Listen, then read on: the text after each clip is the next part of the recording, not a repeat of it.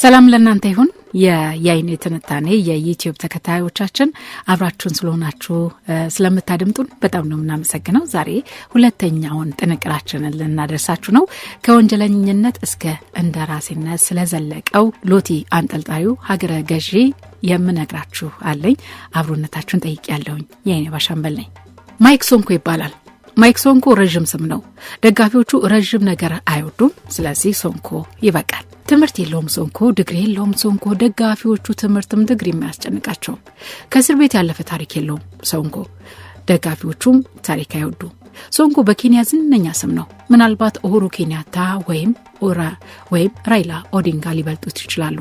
ቀጥሎ የሚመጣው ስም ግን ያለ ጥርጥር ሶንኮ የሚለው ነው። ጉግል ራሱ እንደ ሶንኮ በደንብ የሚያውቀው ኬንያዊ ስም የለም። ሶንኮ ወጣት ነው።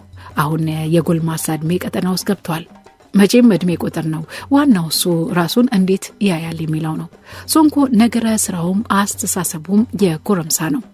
የ30ዎቹ ነገር አንድም አይታየበትም። እስከ ቅርብ ጊዜ ድረስ የአፍሪካ ሽቅርቅሯ ከተማ የናይሮቢ ገዢ ነበር። አሁን በቅርቡ ነው ተጎትቶ የወጣው ከቢሮ አለቅም ብሎ በስንት ትግል በስንትና ስንት ፖሊስ ነው የወጣው።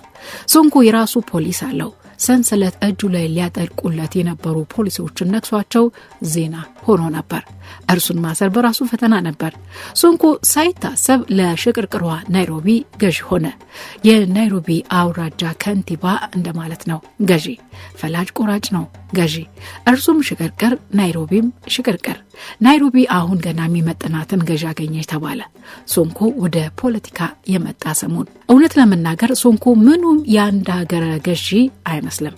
ማንም ሰው ገና እንዳየው የት ክለብ ነው ዲጂ መስራው ብሎ ሊጠይቀው ይችል ይሆናል እንጂ ክቡር ከንቲባ ገዢ ሊለው በፍጹም አይችልም። ሲጀመር እንደ ጎረምሳሎት የሚያንጠለጥል የሀገረ ገዢ ኬት መጥቶ ያውቃል? አንገቱን ለማየት ሰንሰለቶቹን መፈልቀቅ ያስፈልጋል። ኮፍያ ቀኝ ወደ ኋላ ዞሮ በቄንጥ ነው የሚያጠልቀው። ቀበቶን ከራፐር 50 ሴንት የተዋሰው ነው የሚመስለው። ሶንኮ ምኑ ሀገረ ገዢ ይመስላል? መሸታ ቤት እያዘጋ በአስረሽ ምቹ ነክቶበት ነው ቢሮ የሚገባው ይሉታል የናይሮቢ ሐሜተኛ ጋዜጦች። የተከበረው የናይሮቢ ሀገረ ገዢ ሶንኮ ሎቲ ብቻ አይደለም መለያው። ቅንጡ የእጅ አምባሩ አሉሉ የሚያካክሉ የነጠሩ